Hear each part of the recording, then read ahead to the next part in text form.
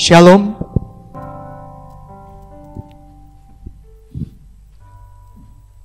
Proses. Banyak orang ketika mendengar kata proses menjadi berpikir, proses itu seharusnya yang datangnya dari Tuhan akan memperoleh manfaat-manfaat yang luar biasa. Tetapi begitu banyak dari antara orang-orang percaya salah paham dengan kata proses. Contoh, saya baru jadian Pak Pendeta. Saya diproses oleh koko saya dengan luar biasa, sehingga saya mengalami perubahan. Yang jadi pertanyaan, apakah setiap proses itu datangnya dari Tuhan? Begitu banyak proses-proses yang tidak datang dari Tuhan. Ketika seseorang yang sering merohanikan kata proses itu biasanya orang-orang yang baru jadian. Aku diproses oleh memeku. Aku diproses oleh noniku. Aku disuruh nganter-nganter. Aku belajar humble dari sana. Kamu diproses untuk mengikuti keinginan Tuhan atau keinginan sahabatmu atau keinginan calon kamu. Kalau kamu diproses untuk mengikuti keinginan calon kamu, sebenarnya proses kamu bukannya datang dari Tuhan. Tapi proses yang kamu alami adalah sebuah proses yang datangnya dari daging. Dan itu tidak akan membawa manfaat sama sekali. Contoh yang berikutnya di pekerjaan. Aku sungguh diproses di tempat ini. Ya, aku yang tadinya tidak mengerti cara menipu, sekarang mengerti cara menipu. Aku diproses di tempat ini. Aku dijadikan seseorang yang lebih kaya dari semulanya. Kaya akan pengetahuan. Proses demikian tentu saja bukan proses yang datangnya dari Tuhan, tetapi datangnya dari daging. Setiap orang diproses oleh temannya atau sahabatnya yang tidak membuat engkau semakin dekat dengan Tuhan, proses itu bukan berasal dari Tuhan. Sekali lagi, sebuah proses itu dari calon pasanganmu, calon suamimu, calon sahabatmu, diproses oleh pekerjaanmu, diproses oleh bos kamu. Tetapi yang membuat kamu lebih jauh dari Tuhan, bukan lebih dekat kepada Tuhan, itu bukan proses dari Tuhan. Oleh karena itu, jangan salah artikan kata proses. Ada seorang calon suami diproses sedemikian rupa oleh calon istrinya. Belikan aku rumah, minimum 7 lantai. Berikan aku mas kawin minimal 7 kilo. Suaminya diproses sedemikian rupa. Setiap hari ia berlutut, setiap hari ia cari pekerjaan, ya kan? Pagi bekerja, sore jadi Gojek atau ikut taksi Uber. Pokoknya diproses sedemikian rupa. Karena kurang menyadari kata proses, ia bisa merohanikan kata proses itu. Saya diproses calon istriku. Ya, supaya ya aku diproses luar biasa. Luar biasa Pak Pendeta. Yang tadinya aku malas bekerja, sekarang aku mati-matian banting tulang untuk mencari mas kawin 7 kilo itu. Dan rumah 7 lantai misalnya. Proses demikian tentu saja bukan proses dari Tuhan. Proses demikian membuat kita jauh dari Tuhan. Anda tahu, sebuah pekerjaan, calon pasangan, itu berasal dari Tuhan atau tidak, gampang kok caranya. Kalau kamu bekerja di tempat itu, kamu semakin dekat sama Tuhan enggak? Atau kamu dak-dik-duk, takut ketangkep KPK, takut ketangkep ini, takut ketangkep itu. Wah, kalau kamu sampai seperti itu, hati-hati. Itu bukan berasal dari Tuhan. Iya kan? Atau kamu dengan calon suamimu atau calon istrimu, dak dikduk terus, takut dimarahi, takut salah, takut nanti telat jemputnya marah, takut kalau ini, hati-hati, tidak membawa kamu dekat sama Tuhan. Beberapa hamba Tuhan berkata, sejahtera enggak kamu dengan pekerjaan itu? Sejahtera enggak kamu dengan calon pasanganmu itu? Kalau kamu tidak sejahtera, sebenarnya kamu sedang berada jauh dari rencana Tuhan. Sidang jemaat yang dikasihi Tuhan, Tuhan memberikan prinsip-prinsip yang luar biasa di dalam kebenaran firman Tuhan, supaya kita tidak menyimpang ke kanan dan ke kiri. Kamu tahu, hari-hari ini begitu banyak doa-doa anak-anak Tuhan yang terhalang. Mengapa demikian? Karena hari-hari ini begitu banyak moral-moral Kristiani sudah demikian hancur. Kalau zaman dahulu pacaran lewat dari jam 10 malam itu diarak satpam disuruh nikah. Ya. Tapi zaman sekarang satpam pun bisa disuap. Pak, gomban Pak, diem ya. Saya mau lanjutkan pacaran saya sampai pagi. Dan anak-anak Tuhan tidak tahu malu. Anak-anak Tuhan menjadi moral dan etikanya menjadi demikian hancur. Mengapa anak-anak Tuhan moral dan etikanya demikian hancur? Pada pertemuan gembala saya cerita, karena tembok-tembok yang digunakan untuk melindungi anak-anak Tuhan sudah runtuh dan sudah hancur. Mengapa? Karena dosa, karena kesalahan, dan begitu banyak tembok-tembok moral, etika yang sudah dihancurkan sedemikian rupa. Sehingga kita dengan mudahnya dikuasai oleh iblis. Iblis kalau mau menguasai kamu gampang kok. Gampang sekali iblis mau menguasai anak-anak Tuhan. Dalam strategi perang untuk mengalahkan sebuah negara, Anda tidak bisa menyerang dengan habis-habisan. Irak diserang Amerika dengan rudal, dengan bom. Tapi Irak tetap bertahan. Sampai satu kali ada seorang jenderal perang dan dia berkata, untuk mengalahkan Irak, putus jalur ransumnya.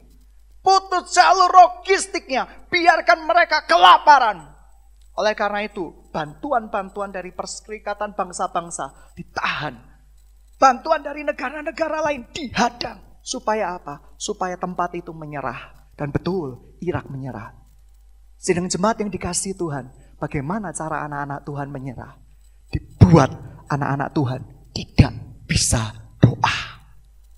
Doa adalah jalur logistik hubungan kita dengan Tuhan. Begitu doa diputus oleh iblis, saat itu juga sebenarnya kita sudah mengalami kekalahan perang. Dan tinggal waktu saja tembok-tembok etika, tembok-tembok kekudusan, pintu-pintu kemuliaan yang sudah kita bangun sedemikian rupa akan dihancurkan oleh iblis. Dan itu tunggu waktu. Hari-hari ini begitu banyak gereja yang menjadi sebuah panggung hiburan. Mengundang artis-artis, saya tidak anti dengan artis. Saya tidak kepahitan dengan artis. Tetapi begitu banyak orang yang baru bertobat, ditarik untuk kesaksian, dan menjadi santapan dan bulan-bulanan oleh iblis. Oleh karena itu, seminggu kemudian, setahun kemudian, ketika mereka sudah tidak mendapatkan manfaat lagi di kesaksian-kesaksian panggung, beberapa mereka berpindah ke pekerjaan lain. Saya tidak mengatakan semua artis demikian. Banyak artis-artis yang cinta Tuhan dan takut akan Tuhan. Tetapi yang saya mau katakan di tempat ini, yaitu begitu banyak mimbar-mimbar Tuhan menjadi sebuah panggung hiburan. Sebuah panggung apa ya? Panggung untuk menghibur para orang yang datang, para penontonnya. Sidang jemaat yang dikasihi Tuhan, kita perlu membangun kembali tembok-tembok yang sudah runtuh. Saya percaya ketika beberapa hari yang lalu saya bercerita tentang Nehemia. Nehemia adalah seorang juru minuman raja. Dia bukan nabi, dia bukan gembala sidang, dia bukan pendeta. Tetapi ia tergerak hatinya. Kata Nehemia artinya kenyamanan dari Tuhan. Penghiburan dari Tuhan. Dia nyaman dengan kondisinya. Pangkatnya bagus. Tapi dia tidak bisa berdiam diri melihat tembok-tembok Yerusalem runtuh dan menjadi reruntuhan. Anda harus segera sadar dengan keadaan Anda.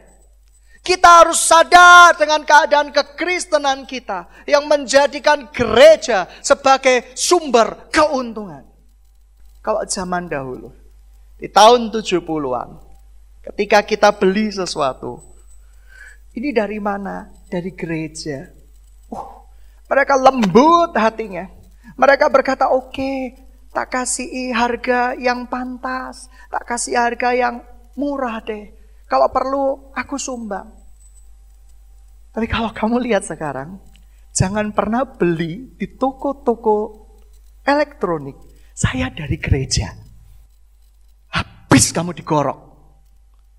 Oh, dari gereja ya? Oke. Dan harganya 2 kali lipat lebih mahal. Memang tidak semua, tapi rata-rata. Karena image-nya gereja kan kaya. Banyak sumbangan. Lihat. Begitu mengerikan moralitas yang sedang terjadi di dalam dunia kekristenan. Pulang malam, tidak apa-apa. Pacaran pagi, tidak apa-apa. Calon-calon suami. Calon-calon pacar laki-laki. Engkau diciptakan Tuhan untuk menjadi imam. Bukan pembantu. Yang menghibur atau pria-pria penghibur. Ketika calon istrimu lagi kesepian. Koko datang ke sini 1 jam. Tidak boleh telat. Kalau telat aku bakal marah. Kamu hanya dijadikan pria penghibur. Pertimbangkan sekali lagi untuk menikahi orang itu. Ya kan? Aku jatuh cinta. Kalau tidak dengan dia, aku gak mau nikah. Allah, dulu juga kamu dengan demikian, orang yang dulu juga demikian. Itu cuma servis. Ya kan? Cuma mengeforiakan hati yang berlebih-lebihan.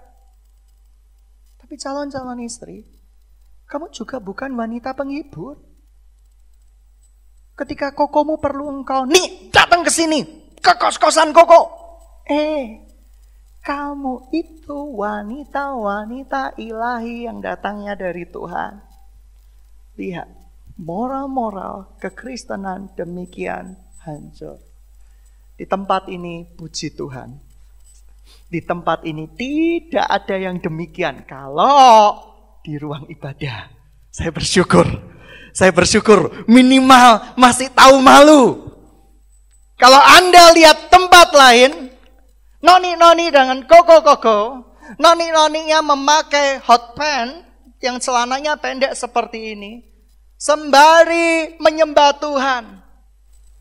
Seperti rusa yang haus, dia meraba paha noninya. Rindu akan sungaimu. Dan mereka menikmati hadirat Tuhan. Hadirat siapa yang sedang mereka nikmati? Ini mengerikan. Dan ada noni-noni yang begitu melakukan kemesraan di depan umum. Puji Tuhan, di tempat ini tidak ada yang di ruang ibadah. Ya, di luar ruang ibadah saya nggak tahu. Ya, kamu yang tahu. Sidang jemaat yang dikasihi Tuhan, moralitas kita sudah hancur. Tembok-tembok kekristenan di Indonesia sudah hancur. Bukan secara statistik. Statistik bertambah, tidak berkurang. Bertambah. Bertambah oleh kelahiran, bertambah oleh perkabaran Injil, puji Tuhan. Tetapi standar moralitas itu jauh berkurang. Kalau saya diajarkan zaman dulu, sama Lao Tzu saya, berikan apa yang berhak buat Tuhan. Kalau zaman sekarang, sudahlah. Tidak usah. Tuhan itu sudah hentojen. Sudah soge. Sudah rich. Tidak perlulah kamu berikan buat Tuhan. Tuhan sanggup mencukupi kebutuhannya. Ini bukan masalah Tuhan kaya atau enggak. Ini masalah prinsip moralitas dan ketaatan anak-anak Tuhan. Just that. Kita mulai luntur etika-etika kita. Kalau dahulu ketahuan nyontek, itu bisa ketakutan setengah mati. Kita bisa deteksi orang-orang yang nyontek dari gerak tubuhnya. Kalau zaman saya masih SMA, kita bisa lihat aja yang keringatnya tiba-tiba menjadi tetesan darah itu pasti melakukan sesuatu. Ya kan? Tiba-tiba di mejanya itu menjadi prakarya-prakarya yang indah. Biasanya kami memakai pensil HB atau 2B yang bisa dihapus dengan cepat. Seperti itu.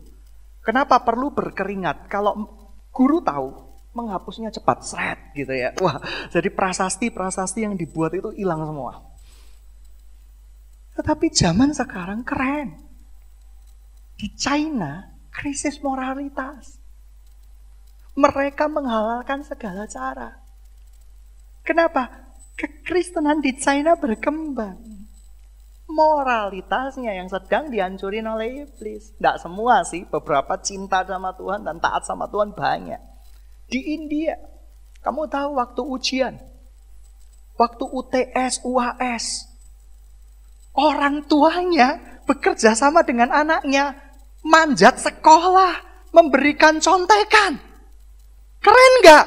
Keren. Lihat berita. Di situ banyak, mending satu orang, puluhan orang tuanya, ratusan. Ya, ratusan mereka panjat tebing seperti Spider-Man gitu ya, melemparkan kunci-kunci jawaban gitu ya. Itu pemandangan yang umum di India. Anda bisa cek di internet. Dan itu bukan hoax, itu berita nyata. Orang-orang yang mau masuk ke China University, kalau China itu mungkin model-modelnya seperti model-model rohani ya. Rohani sekali. Pakai topi, pakai kacamata, tapi di topinya ada transmitter. Halo. Ya, terus di kacamatanya itu mereka bisa merakit sedemikian rupa, sedemikian detailnya. Kacamatanya itu berubah skrik menjadi sebuah layar. Kecerdikan mereka harusnya cerdik, tapi dipakai untuk ngapusi wong. Untuk mbujui orang. Seperti itu. Tetapi dosen-dosen di China tidak kalah pintar. Setiap kali ujian, mereka menciptakan alat yaitu untuk merusak transmitter yang ada. Mereka dengan menggunakan sebuah mobil minibus seperti detektif, mereka melihat seperti radar. Titik-titik di mana ada transmitter yang ada.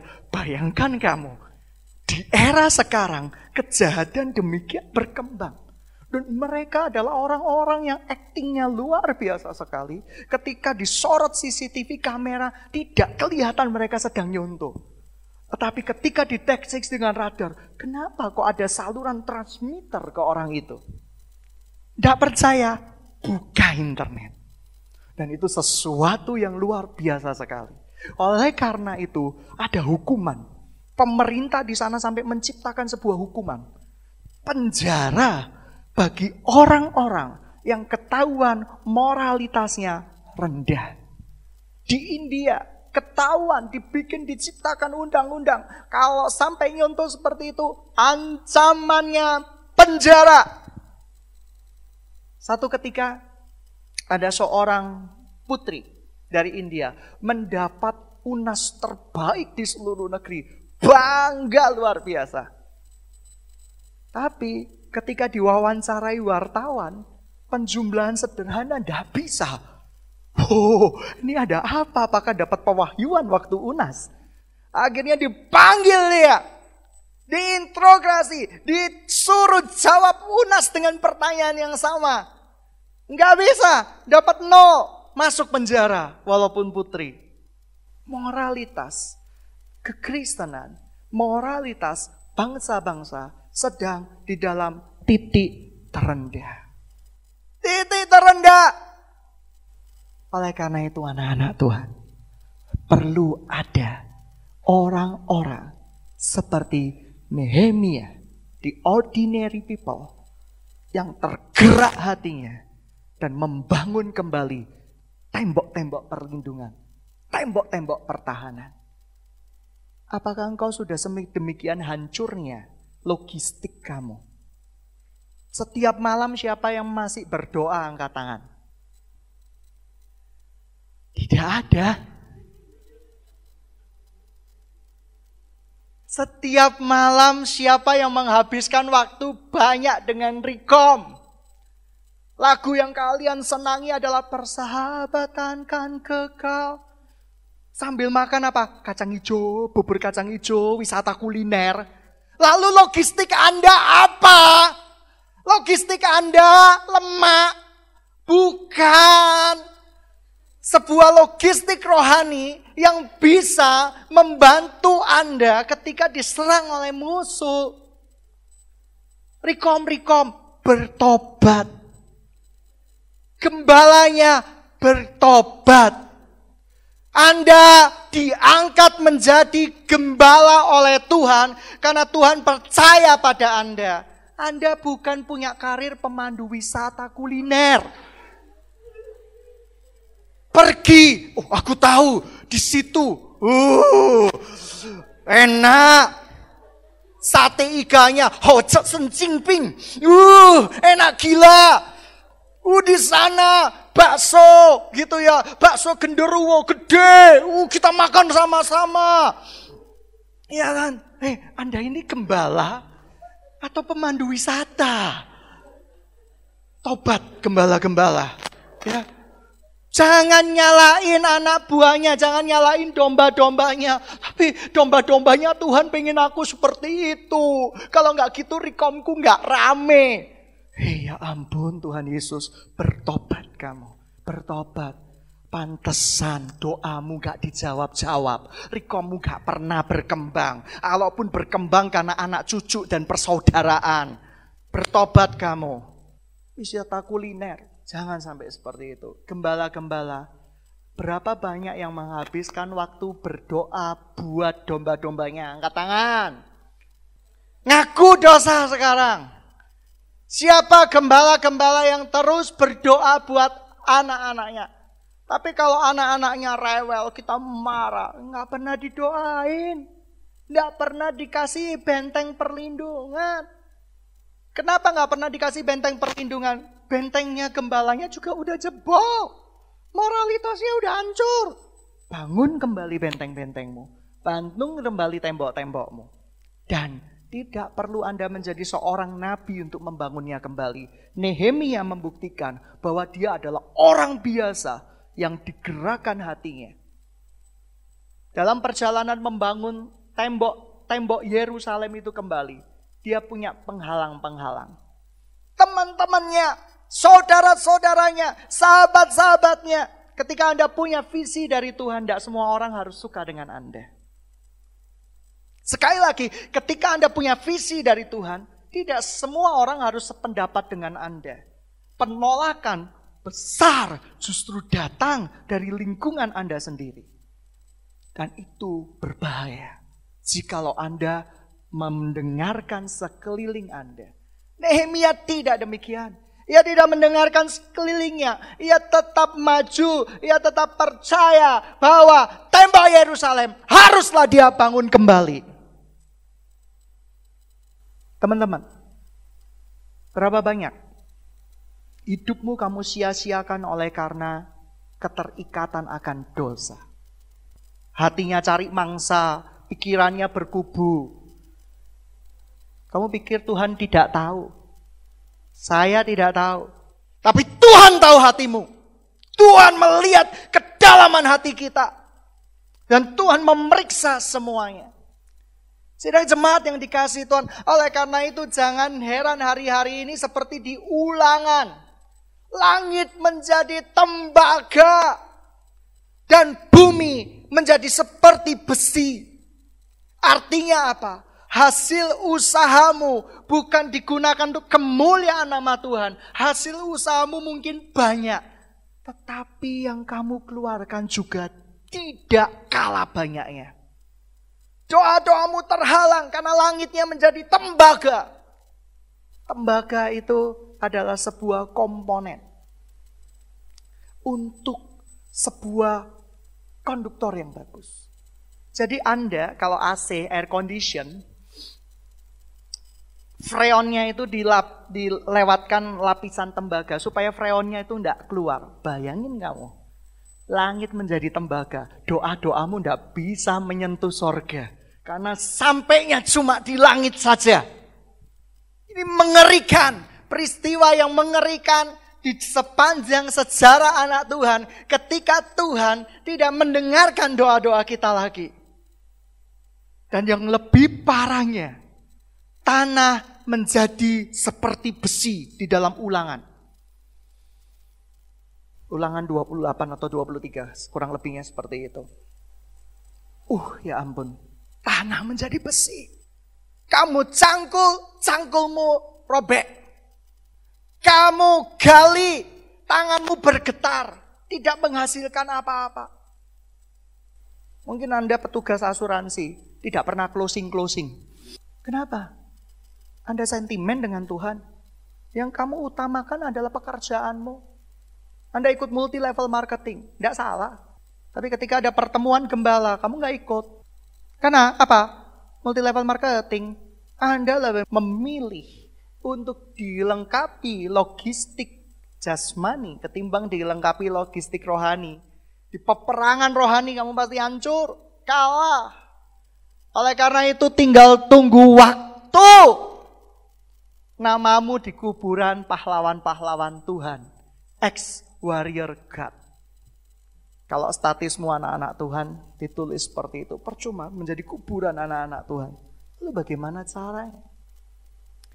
Kita butuh hari-hari ini lawatan Tuhan. Gereja-gereja butuh lawatan Roh Kudus. Kita butuh kegerakan moral. Kita harus membangun kembali tembok-tembok yang sudah runtuh.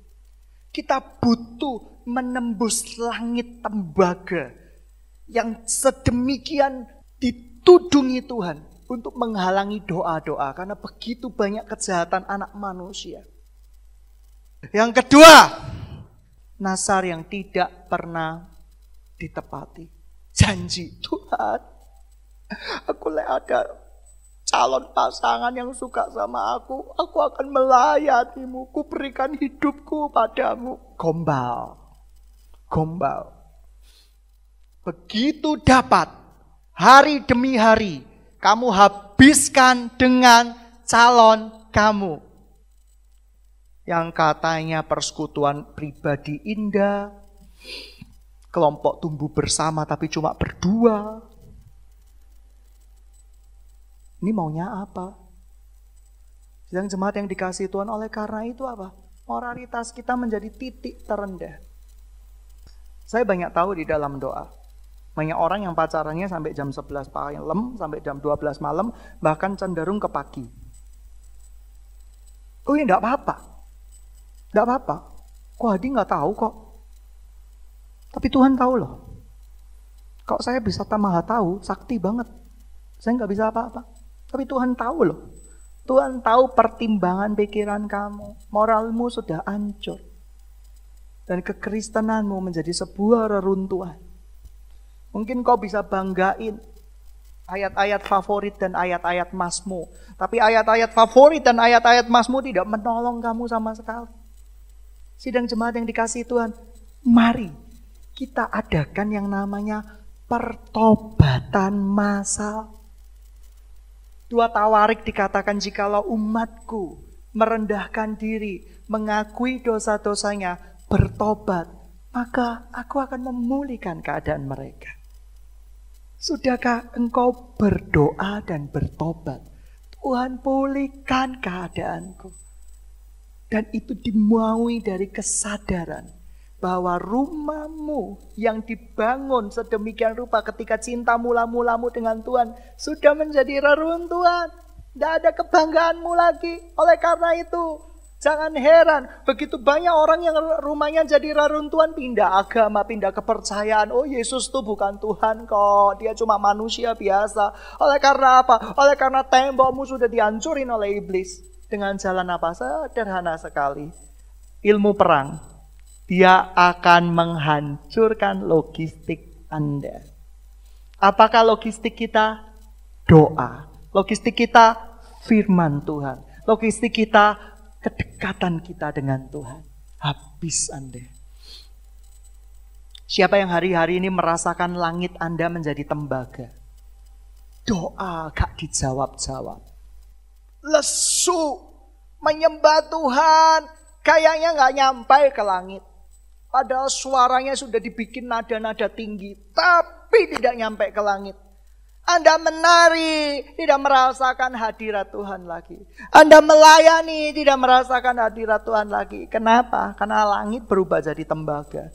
Kenapa? Dosa yang paling besar di dalam sejarah bangsa Israel adalah tidak taat. Dosa tidak percaya. Karena tidak percaya, ia memilih mempercayai racun-racun iblis. Tapi saya percaya umat di tempat ini akan mengalami the great revival yang Tuhan janjikan. Syaratnya mudah. Tembaga itu sifatnya apa sih?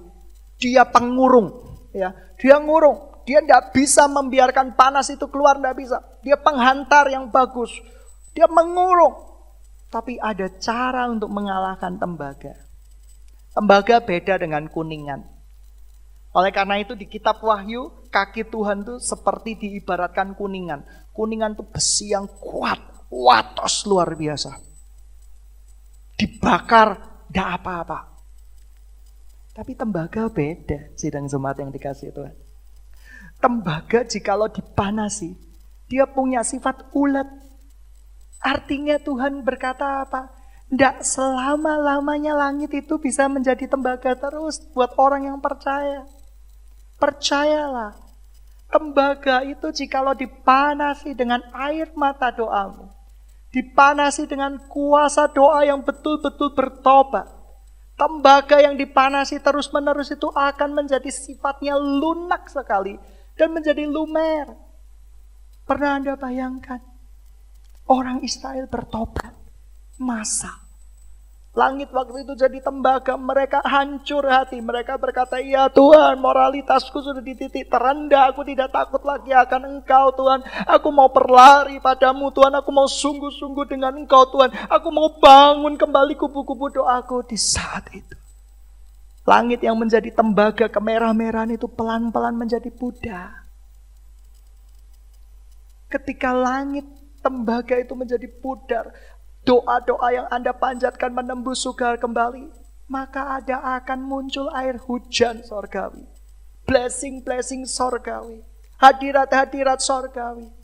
Yang ketika itu turun ke bumi, sanggup menghancurkan besi yang paling kuat apapun. Loh kok bisa? Taruh aja mobilmu, kena air hujan terus selama beberapa tahun, rusak, korosif. Karena air hujan itu mengandung sifat asam. Asam itu untuk menghancurkan bakteri. Tetapi juga menghancurkan besi-besi dan senyawa-senyawa yang similar, yang sama.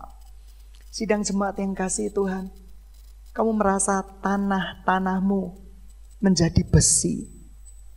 Bukan dengan cara berusaha lagi. Banyak orang yang tanahnya menjadi besi, ngambil bom atom, dibom tanahnya. Bom, kerja keras, kerja banting tulang. Tanah tetap akan menjadi besi. Supaya tanahmu menjadi lembut kembali, gembur kembali, tidak ada jalan lain.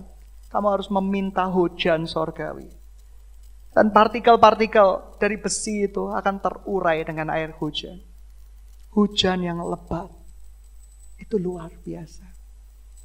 Ketika di dalam bangunan, kita beli besi, kita taruh di air hujan. Tidak sampai lama, beberapa jam kemudian itu sudah karat. Ditaruh 1 bulan. Besinya nipis. Besinya tinggal tipis sekali. Sidang jemaat yang dikasihi Tuhan, mari kita berdoa bersama-sama. Bertobat bersama-sama. Mengapa doamu tidak dijawab? Inilah jawabannya. Karena satu, mengapa doa kita tidak dijawab? Karena Tuhan marah dengan standar moralitas kita. Yang kedua, mengapa doa kita tidak dijawab?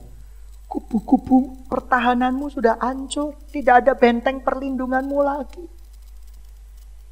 Mengapa doa kita tidak dijawab?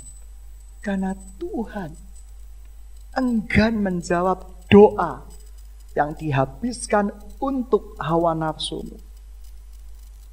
Tetapi hari ini ada berita sukacita buat kita semua. Berita sukacitanya apa? Yang kerjaannya gagal, yang merindukan keluarga indah, ada jawaban.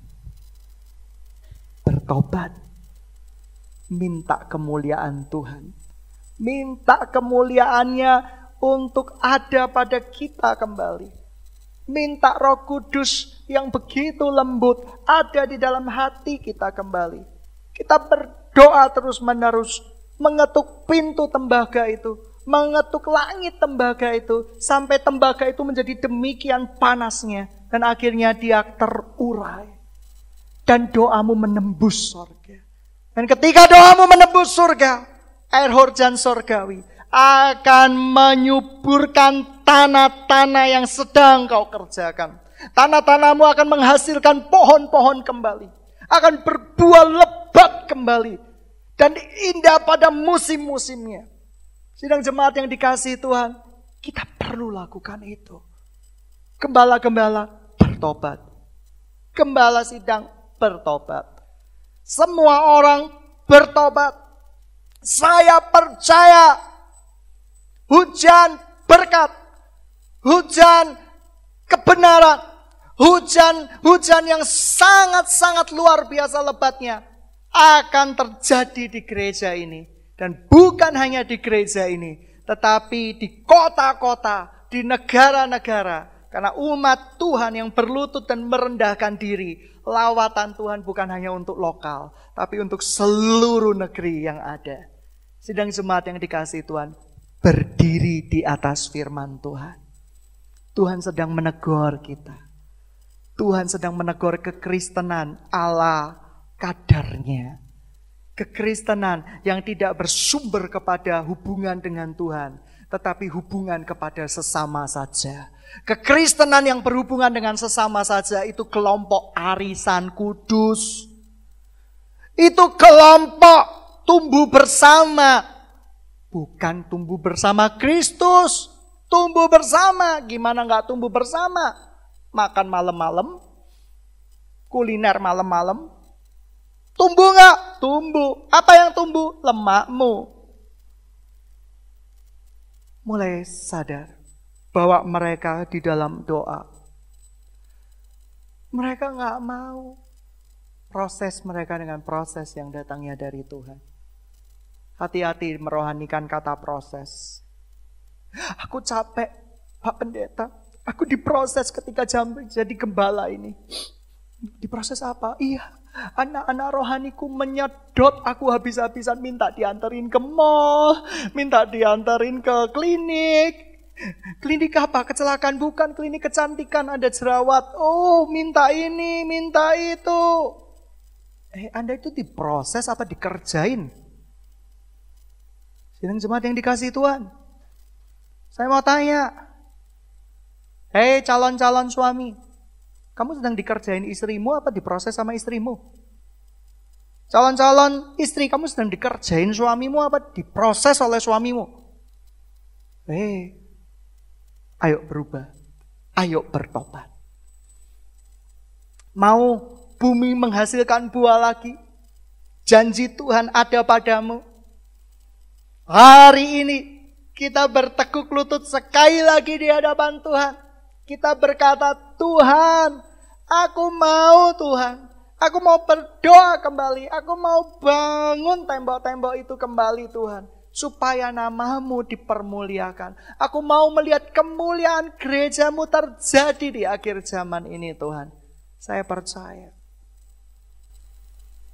Ketika gereja-gereja sekarang itu pada takut nyindir jemaat. Takut kehilangan jemaat. Tapi gereja ini kok nyindir terus? Gak takut ya? Saya lebih takut kehilangan Tuhan daripada kehilangan jemaat. Oleh karena itu pakaian-pakaian yang tidak benar, tidak berani ditegur. Sudahlah, tidak ditegur. Tapi kalau gereja-gereja tahun 70-an, saya ingat, tahun 80-an, pakai rok agak pendek dikit, ditegur. Orangnya mau, ya Lause sorry, gitu ya. Iya sorry, bertobat. Moralitasnya masih bagus. Sekarang berani negur. Saya bisa sarapan di warung gereja yang lain tahu. Yang bisa lebih menerima saya tahu. Orang-orang seperti itu sangat dekat dengan neraka.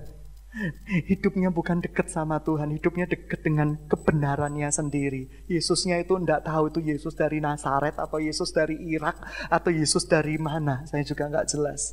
Jikalau Yesus ada di dalam diri kita, Dia akan mengubah segala sesuatu yang buruk di dalam hidup kita. Amin. Amin. Siapa yang mau merasakan doa-doamu dijawab kembali sama Tuhan? Angkat tangan. Angkat tangan. Angkat tangan tinggi-tinggi. Angkat tangan yang sungguh-sungguh di hadapan Tuhan.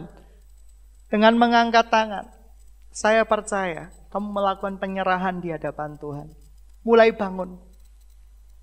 Dari khotbah kemarin, pertemuan gembala, siapa yang sudah mulai bangun kubu-kubu doamu? Aku lupa. Diproses kamu sekarang. Proses di tempat ini membuat kamu dekat sama Tuhan. Proses dengan dunia membuat kamu mengikuti keinginan dunia. Bisa bedakan sekarang? Diproses karena Tuhan atau diproses karena dunia? Seperti contoh, ilustrasi tadi, Koko dan Meme. Ya, ini Kokonya diproses demikian rupa oleh Meme, disuruh antar-antar. Gojek kalah. Gojek masih dibayar, ini gratisan. Malah bayar lagi bensinnya. Diproses sedemikian rupa. Ya, berdoa sekali lagi Koko. Ya, berdoa, bertekuk lutut di hadapan Tuhan. Tuhan, cabutlah duri di dalam daging ini. Yang sudah terlanjur menikah. Berkat Tuhan ada, tapi saya percaya pernikahan di tempat ini baik-baik semua. Ya, seperti itu. Diproses sedemikian rupa. Ayat yang cocok untuk suami istri yang salah menikah tetapi sudah diberkati oleh Tuhan, tidak boleh ngomong salah menikah lagi. Ayat yang paling cocok yaitu ayatnya Paulus. Ya, 2 utusan iblis sedang menggocoh hidupku. Ya, ini 1 utusan iblis sedang menggocoh hidupku. Tapi dalam kelemahan biarkan kemuliaan-Mu ada. Sedang jemaat yang dikasihi Tuhan, duri dalam daging. Ya, duri dalam daging, hati-hati, duri dalam daging itu enak gak sih? Gak enak. Siapa yang pernah makan ikan pindang kena duri di dalam dagingnya? Aduh mau muta-muta gak bisa. Kata nenek moyang suruh kasih nasi sekepel, begitu kasih nasi sekepel juga gak keluar. Berkepal-kepal perut buncit. Waduh ini gimana ini? Duri dalam daging. Tidak bisa berbuat apa-apa. Itu kata hamba Tuhan, bukan syukurin. Tidak apa-apa. Tidak apa-apa. Di dalam dunia tidak ada yang menyenangkan memang. Ya, Alkitab selalu punya cara untuk menghibur kita. Amin. Salah pilih pasangan tapi sudah diberkati, nggak boleh bilang salah pilih lagi loh ya. Amin ya. Amin. Ayat-ayat yang cocok itu adalah ayat-ayat penghiburan. Tenang. Hidup itu sebatas embun. Sebentar lagi juga akan berlalu. Ya, seperti itu. Kasih ayat-ayat penghiburan. Kasih ayat-ayat penghiburan. Sidang jemaat yang dikasihi Tuhan, ayo berubah, bertobat. Yang sudah menikah, yang hidup pernikahannya datangnya dari Tuhan, indah sekali. Saling diproses ya. Saling diproses dari Tuhan, amin. Di dalam pernikahan itu diproses loh. Prosesnya oleh siapa? Oleh Tuhan. Bukan untuk mengikuti keinginan suamimu atau keinginan istrimu. Itu bukan diproses, tapi dikerjain. Kasih salam kiri kanan. Ya, saya mau melayani, diproses oleh Tuhan. Saya mau kelak punya pasangan hidup, diproses oleh Tuhan, bukan dikerjain. Kasih salam kiri kanan. Amin. Amin. Jadi jangan takut sidang jemaat yang dikasihi Tuhan.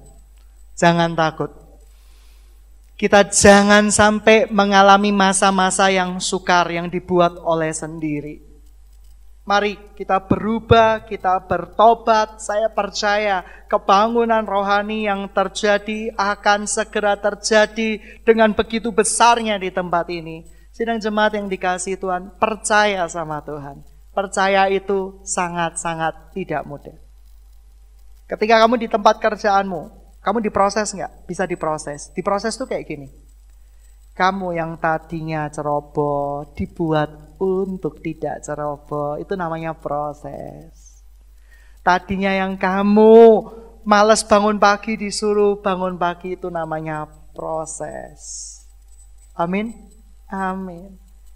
Tapi kalau kamu disuruh bangun pagi-pagi, pulang malam-malam, disuruh nipu sana nunggu sini, kamu bukan diproses. Kamu sedang dikerjain, sadarlah. Ya, berubahlah, bertobat. Sidang jemaat yang dikasihi oleh Tuhan. Yang berikutnya, yang terakhir.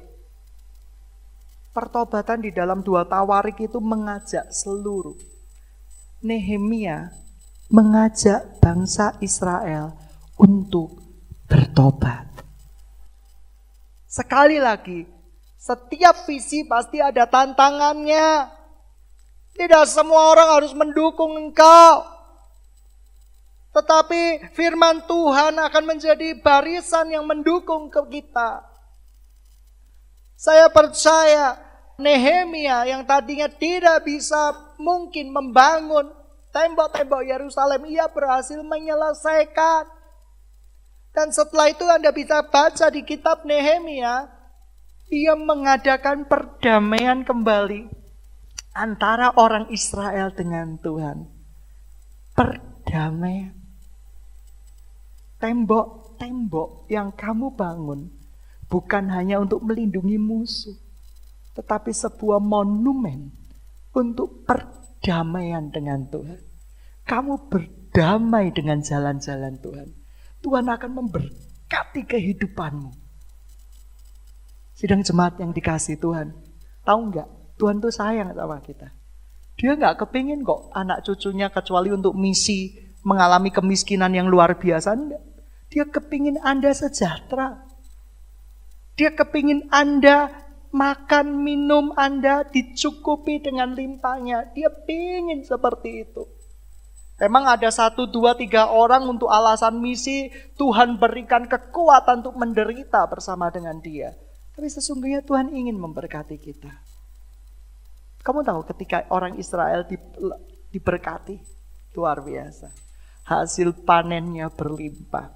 Kamu tahu kebangunan-kebangunan rohani ketika penduduknya bertobat.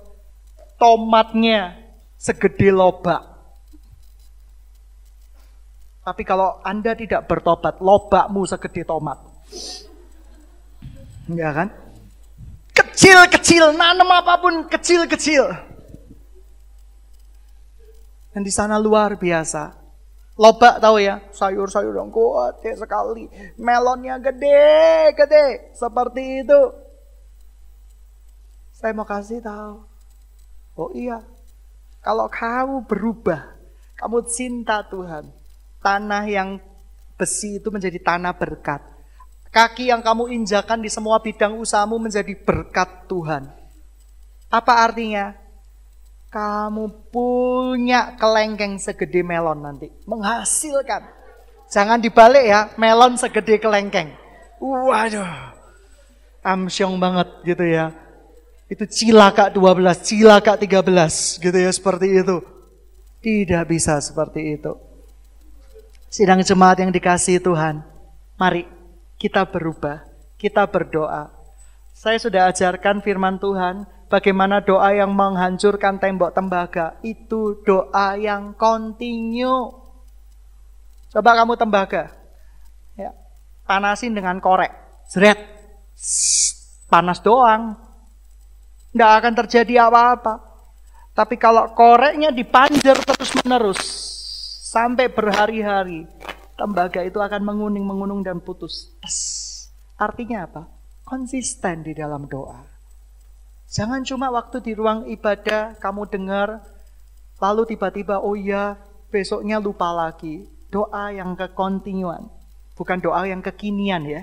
Kekontinuan, doa kekinian. Tuhan berkati aku, terima kasih Tuhan, aku diberkati, amin. Itu doa kekinian. Tuhan disuruh menjadi pelayan-pelayan kita. Tuhan, aku mau noniku, kabulkan ya doaku. Tuhan, aku mau kokoku, kabulkan ya doaku. Tapi kalau koko Anda berkata, Tuhan, aku mau kokoku. Waduh, gitu ya. Kabulkan doaku. Itu doa kekinian anak-anak muda. Doa yang tidak bakal dijawab oleh Tuhan. Tapi doa yang humble, keluar dari kerinduan hati yang terdalam, akan dijawab oleh Tuhan. Amin. Amin. Pelayan musik maju ke depan. Logika alaminya, kalau Anda kedinginan, harusnya tubuh Anda membakar diri Anda. Tapi di saat Anda apatis, kamu lihat kalau udara dingin, lemak keluar loh. Lemak keluar. Nah kalau Anda mengalami situasi yang beku rohani, Anda tidak segera mengeluarkan energi atau lemak-lemak Anda, mati Anda. Mari kita berubah. Mari kita bertobat. Pelayan-pelayan yang ada di kampus-kampus berubah, bertobat. Amin. Amin. Bukan orang yang Tuhan tidak akan pilih orang yang cakap, sombong, pandai memimpin. Tidak akan. Kamu tahu ilmu-ilmu kungfu, film-film kungfu. Saya dari dulu suka penggemar film-film kungfu. Biasanya ada 2 murid, yang satunya oon, bodoh, tidak bisa apa-apa. Yang satunya pintar dan berbakat. Tapi gurunya ngelihat ada hawa nafsu yang jahat di dalam muridnya yang ganteng berbakat ini. Pernah lihat film-film seperti itu? Wah sayang. Lagu-lagunya juga sama film-film seperti itu. Tapi sebenarnya orang-orang di budaya China sudah melihat. Don't look dari face, dari penampilannya. Itu menipu. Tapi lihatlah di dalam hatinya. Sidang jemaat yang dikasihi Tuhan, ibarat guru kungfu. Walaupun saya belum berjenggot, saya nggak akan mewariskan ilmu saya kepada seorang yang ganteng, cantik, tetapi apa? Tetapi, aduh, hatinya sangat jauh dari Tuhan. Tuhan akan memilih orang-orang yang bodoh, nggak bisa apa-apa, untuk dia proses untuk bisa menjadi apa-apa. Amin. Amin. Bukankah ada tertulis di dalam firman Tuhan, aku akan memakai orang-orang yang dianggap tidak dianggap sekalipun di muka bumi ini untuk mempermalukan hikmat-hikmat orang yang paling berhikmat di muka bumi ini. Itu janji Tuhan. Kamu merasa dirimu bodoh? Bagus. Rendah hati. Bagus. Kamu bilang kamu gak bisa apa-apa? Bagus. Karena kamu gak bisa apa-apa. Film kungfu itu juga mengatakan, saya ingat kok waktu itu. Guru kungfunya berkata apa-apa, bagus. Gitu ya. Jadi ada 2 orang. Satunya mainin jurus-jurus dengan indah, satunya selalu lupa. Gitu. Tidak bisa apa-apa, tidak bisa apa-apa.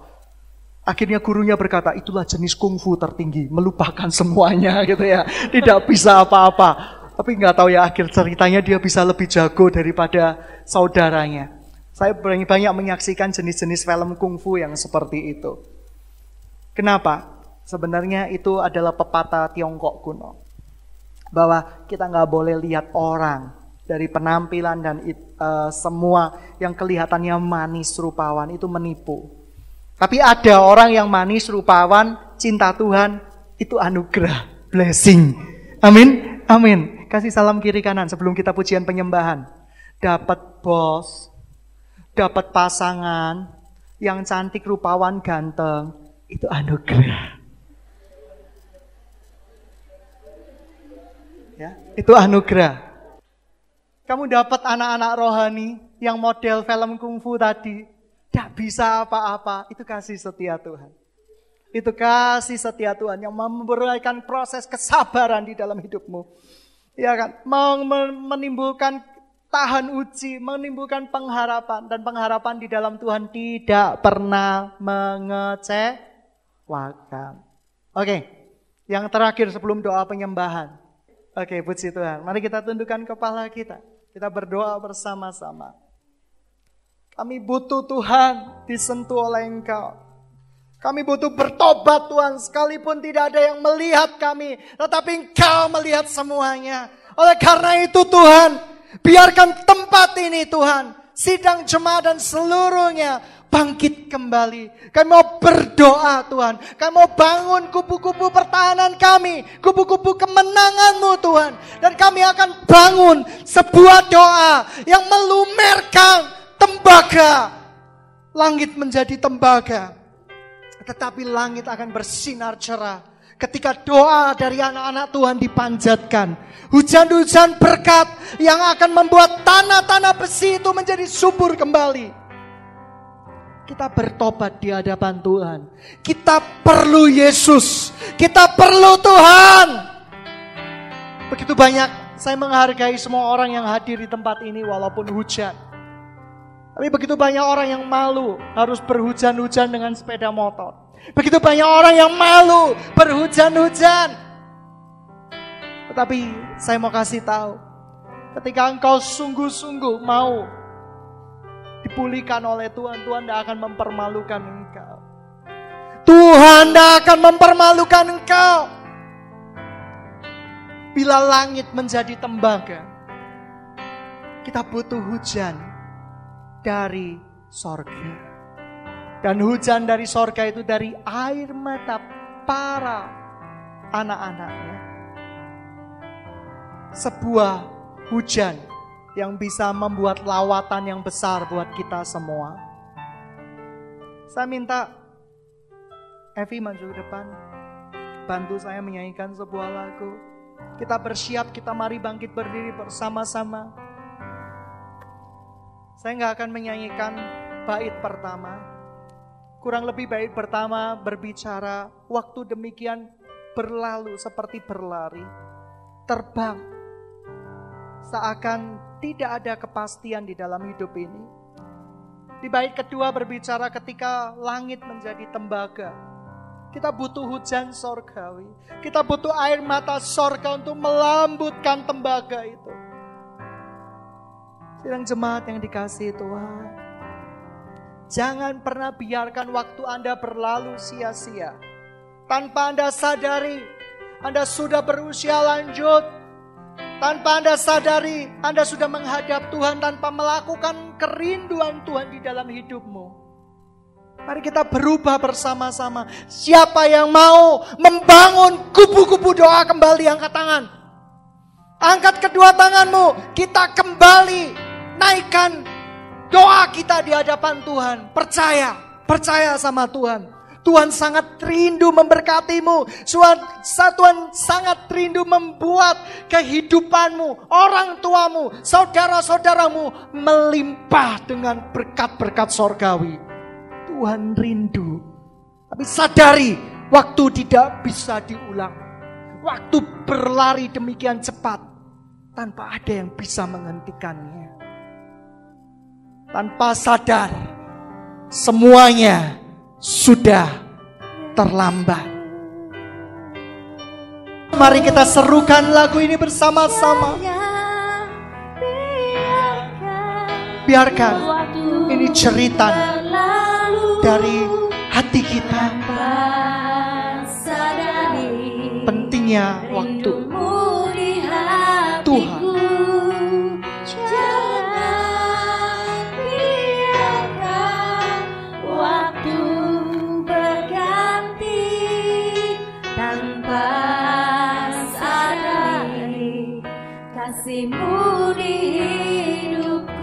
Dengan lembut serukan dari hatimu, biarlah roh kita berteriak kepada Tuhan.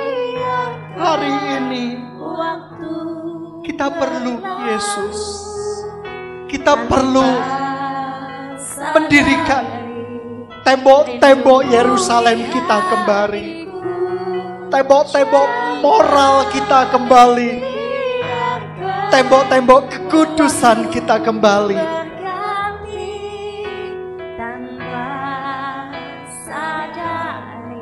Kita butuh Tuhan. Mari kita angkat tangan bersama-sama ya Bapa.